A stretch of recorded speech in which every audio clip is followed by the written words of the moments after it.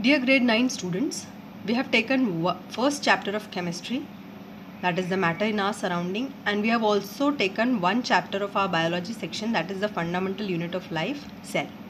Now we are going to start physics section, and under physics section the first chapter which comes is motion. In your book it is given as chapter 8, and let us see what are the topics which we have to study under this chapter. Rest and motion, the types of motion, scalar and vector quantities, distance and displacement, uniform and non-uniform motion. We'll also see speed, velocity and acceleration, distance time graphs and velocity time graphs. We will derive the equations of motion, circular motion, and we'll solve some numericals. Let us start with the basic definition. What is motion? When a body changes its position with respect to its surrounding or a reference point, with time it is called motion. So if there is a stationary object which is not moving, and another object which is moving, which is changing its position as compared to that reference point or that stationary thing, then the moving object would be in motion. And the body which doesn't change its position with respect to its surrounding or with respect to a reference point, that body is in rest. So a reference point or a stationary object in the surrounding is needed to check that if a body is moving. Thus we can say that motion is the action of moving.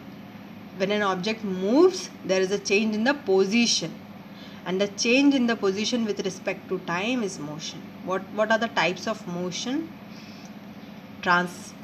Translatory motion, rotatory or circular, and oscillatory or vibratory. Now this translatory motion can be rectilinear or curvilinear. Let us see these motions in their little detail. Translatory motion, when all the parts of an object move in the same direction from one point in space to another, then that is translatory motion. Translatory motion is transitional motion also, and this motion can be along a straight line or along a curved path. When it is along a straight line, it is called rectilinear, and when it is along a curved path, it is called curvilinear. Suppose a train is moving on a track, or a caterpillar is crawling on a ground. So all the parts of the body are moving in same direction. So this is a translatory motion.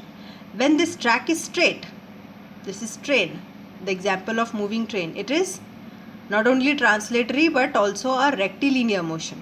But if a ball is thrown, you can see that the ball, although all the parts of the ball are moving together in the same direction, but it is moving along a curved path because the ball will move along a curved path. So that is a curvilinear motion. Then what is a rotational motion? When an object moves in a circular path, for example, the best example is ceiling fan, or the motion of earth around its axis, it is rotational motion because it is moving around a circular path. You know that earth is moving in a circular path in its orbit around the sun. Or a fan, the ceiling fan. So in rotational motion, different parts of the object move by different distances in a given interval of time. You can observe a ceiling fan that all the parts are covering different distances in a given interval of time. Okay. And the next is oscillatory motion. When an object moves to and fro, that means a fixed position is there and the object is moving to and fro from its mean position. Such motion is oscillatory motion. The fork, the pendulum, these are the examples. Now the motion can be periodic or non-periodic. Periodic motion is defined as that motion which is repeated after equal interval of time. For example, a rocking chair, a bouncing ball, vibrating turning fork, a swing in a motion. The earth in its motion is also a periodic motion because it repeats its motion in a fixed time, in an equal interval of time. While non-periodic motion is that which is an irregular motion that is not repeated at regular interval of time. So suppose a car is moving on a busy street. So at some time the car can be in good speed, then at some time brake could be applied, car could be slow. So this is non-periodic motion and non-uniform also.